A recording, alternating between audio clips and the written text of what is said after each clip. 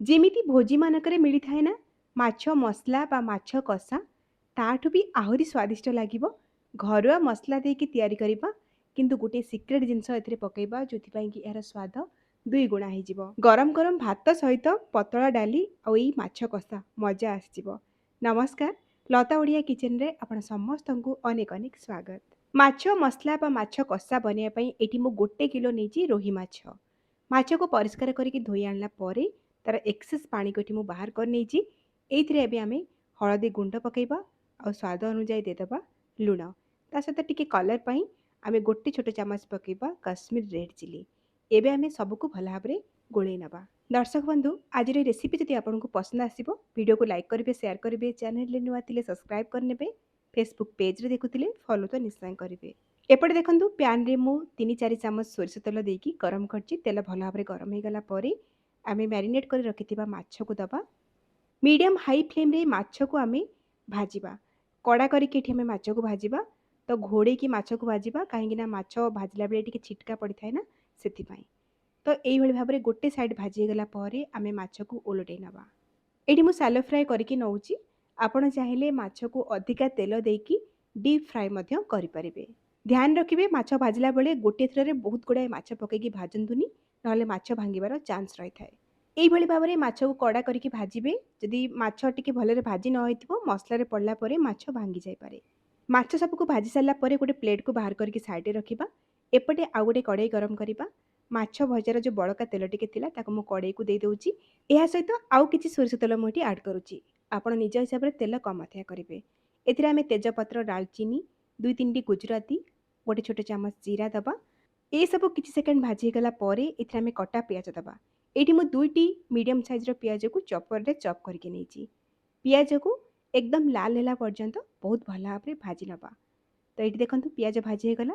ଏହି ସମୟରେ ଆମେ ଗୋଟେ ବଡ଼ ସାଇଜ୍‌ର ପିଆଜକୁ ଏଥିରେ ବାଟିକି ପକାଇବା। ତା ସହିତ 2 ବଡ଼ ଚାମଚ ଆମେ ଅଦା ରସୁଣ ବଟା ପକାଇବା। ଭଲ ଭାବରେ ଗୋଳେଇ ନେବା। ମିଡ଼ିୟମ୍ ଫ୍ଲେମ୍ରେ ଏସବୁକୁ ଆମେ 1 ମିନିଟ୍ ପାଇଁ ଭାଜି ନେବା। କଟା ପିଆଜ ସହିତ କିଛି ବଟା ପିଆଜ ଯଦି ଆମେ ଦେବା ତାହେଲେ ଗ୍ରେଭିର ଟେକ୍ସଚରଟା ଭଲ ଆସିଥାଏ, ଟିକେ ବହଳିଆ ହେଇଥାଏ। ତ ଏସବୁ ଟିକେ ଭାଜି ହେଇଗଲା ପରେ ଏଇଥିରେ ଆମେ 2ଟି ମିଡ଼ିୟମ୍ ସାଇଜ୍‌ର ଟମାଟୋକୁ ପେଷ୍ଟ କରିକି ପକାଇବା ବା ବାଟିକି ପକାଇବା। ଆପଣ ଚାହିଁଲେ କଟା ଟମାଟୋ ମଧ୍ୟ ଦେଇପାରିବେ। ତା ସହିତ ସ୍ୱାଦ ଅନୁଯାୟୀ ଦେଇଦେବା ଲୁଣ ଆଉ ଅଧା ଛୋଟ ଚାମଚ ଦେଇଦେବା ହଳଦୀ ଗୁଣ୍ଡ। କଲର୍ ପାଇଁ ଗୋଟେ ଛୋଟ ଚାମଚ କାଶ୍ମୀର ରେଡ୍ ଚିଲି ଦେବା। 2 ବଡ଼ ଚାମଚ ଦେବା ଧନିଆ ଗୁଣ୍ଡ, ଗୋଟେ ବଡ଼ ଚାମଚ ଦେବା ଜିରା ଗୁଣ୍ଡ। ଏହା ସହିତ ଗୋଟେ ବଡ଼ ଚାମଚ କସୁରୀ ମେଥି ପକାଇବା। ସବୁକୁ ଭଲ ଭାବରେ ଗୋଳେଇ ନେବା। ଲୋ ମିଡ଼ିୟମ୍ ଫ୍ଲେମ୍ରେ ମସଲାକୁ ଆମେ 5ରୁ 6 ମିନିଟ୍ ପର୍ଯ୍ୟନ୍ତ କଭର୍ କରିକି ଭଲ ଭାବରେ କଷି ନେବା, ଯେମିତିକି ମସଲାରୁ ତେଲଟା ପୁରା ଅଲଗା ହେଇଯିବ। ମଝିରେ ମଝିରେ କଭର୍ କାଢ଼ିକି ଟିକେ ଗୋଳେଇ ନେଉଥିବେ। ଆଉ ଯଦି ମସଲା ଶୁଖିଲା ହେଇଯିବ ତାହେଲେ ଅଳ୍ପ ଟିକେ ଟିକେ ପାଣି ଦେଇକି ମସଲାକୁ ଭଲ ଭାବରେ କଷି ପାରିବେ। ଏଇଭଳି ଭାବରେ 5-6 ମିନିଟ୍ କଷିଲା ପରେ ଏଇଠି ମସଲା ବହୁତ ଭଲ ଭାବରେ କଷି ହେଇଯାଇଛି। ତେଲ ମଧ୍ୟ ଛାଡ଼ି ଆସିଲାଣି। ମସଲାର କଲର୍ ମଧ୍ୟ ବହୁତ ବଢ଼ିଆ ଆସିଯାଇଛି। ଏବେ ଆମେ ଏଇଥିରେ 1 ଗ୍ଲାସ୍ ପାଣି ଦେବା। ଏଇଠି ଆମକୁ ଝୋଳ କରିବାର ନାହିଁ, ମାଛ ମସଲା ବା କଷା ବନେଇବାର ଅଛି, ବେଶୀ ପାଣି ଦେବା ଦରକାର ନାହିଁ। ପାଣି ଦେଇକି ଆକୁ ଭଲ ଭାବରେ ଗୋଳେଇ ନେବା। ଆଉ ଲୋ ମିଡ଼ିୟମ୍ ଫ୍ଲେମ୍ରେ ଆକୁ ଟିକେ ଫୁଟିବା ପାଇଁ ଛାଡ଼ିବା। ସେଇ ଭିତରେ ଆମେ ଆଉ ଗୋଟେ ଫ୍ରାଏ ପ୍ୟାନ୍ ଗରମ କରିବା। ଆଉ ପ୍ୟାନ୍ ଗରମ ହେଇଗଲା ପରେ ସେଥିରେ ଆମେ ଗୋଟେ ବଡ଼ ଚାମଚ ଦେବା ବେସନ। ଆଉ ବେସନକୁ ଆମେ ଲୋ ଫ୍ଲେମ୍ରେ 1 ମିନିଟ୍ ପାଇଁ ଭାଜିବା। ଆକୁ ପୋଡ଼ିବାନି, କେବଳ ବେସନର କଞ୍ଚା ବାସ୍ନାଟା ଯିବା ପର୍ଯ୍ୟନ୍ତ ଆକୁ ଭାଜିବା।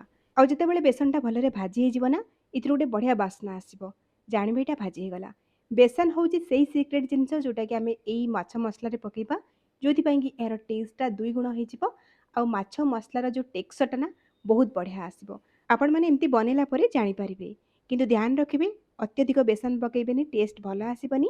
1 କିଲୋ ମାଛ ପାଇଁ 1 ଚାମଚ ବେସନ ହିଁ ସଫିସିଏଣ୍ଟ ରହିବ। ତ ସେ ଯେଉଁ ଭଜା ବେସନକୁ ଆମେ ଆମ ମସଲାରେ ଦେଇଦେବା। ଆଉ ଭଲ ଭାବରେ ଏହାକୁ ଗୋଳେଇକି 1 ମିନିଟ୍ ପାଇଁ ମସଲାକୁ ଫୁଟେଇ ନେବା।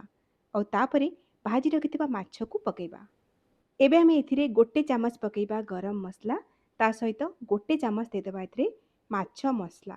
ଯଦି ମାଛ ମସଲା ନଥିବ ତାହେଲେ ଆପଣମାନେ ଚିକେନ୍ ମସଲା ବା ମଟନ୍ ମସଲା 1 ଚାମଚ ଏଠି ଦେଇପାରିବେ। ଆଉ 2-3ଟି କଞ୍ଚା ଲଙ୍କାକୁ ମଝିରେ ଟିକେ ଚିରା ଲଗାଇକି ପକାଇବା। ଆଉ 1 ଛୋଟ ଚାମଚ ଗୋଲମରିଚ ଗୁଣ୍ଡ ଦେବା। ଆଉ କଟା ହେଇଥିବା କିଛି ଧନିଆ ପତ୍ର ପକାଇବା। ଆଉ ହାଲକା ହାତରେ ଆକୁ ଆମେ ଗୋଳେଇବା। ଅତି ଜୋରସେ ଗୋଳେଇବେନି, ନହେଲେ ମାଛ ଭାଙ୍ଗି ଯାଇପାରେ। ହାଲକାକି ଟିକେ ଗୋଳେଇ ସାରିଲା ପରେ ଆକୁ ଆମେ କଭର୍ କରିକି ଲୋ ମିଡ଼ିୟମ୍ ଫ୍ଲେମ୍ରେ 4ରୁ 5 ମିନିଟ୍ ପାଇଁ ଦମ୍‌ରେ ଛାଡ଼ିବା। ମାନେ ଧିମା ଆଞ୍ଚରେ ଆକୁ ସିଝେଇବା। ବେଶୀ ସିଝେଇବେନି। 5 ମିନିଟ୍ ପରେ ଏଇଠି ଆମର ମାଛ ମସଲା ବା ମାଛ କଷା ଏକଦମ ରେଡ଼ି। ଦେଖିପାରୁଥିବେ କେତେ ଡେଲିସିୟସ୍ ହେଇଛି। ମସଲା ଏକଦମ ମେଞ୍ଚା ମେଞ୍ଚା ହେଇକି ମାଛରେ ଲାଗିକି ଅଛି। ଟେଷ୍ଟ ତ ମୁଁ ଆପଣଙ୍କୁ କହିପାରିବିନି, ଆପଣମାନେ ବନେଇଲା ପରେ ହିଁ ଜାଣିପାରିବେ। ନିଶ୍ଚୟ ବନାନ୍ତୁ। କେମିତି ଲାଗିଲା ଆପଣଙ୍କ ଅନୁଭୂତି ମୋ ସହିତ ସେୟାର କରନ୍ତୁ। ତେବେ ଆଜି ପାଇଁ ରହୁଛି, ପୁଣି ଆସିବି ଆଉ ଗୋଟେ ନୂଆ ରେସିପି ନେଇକି।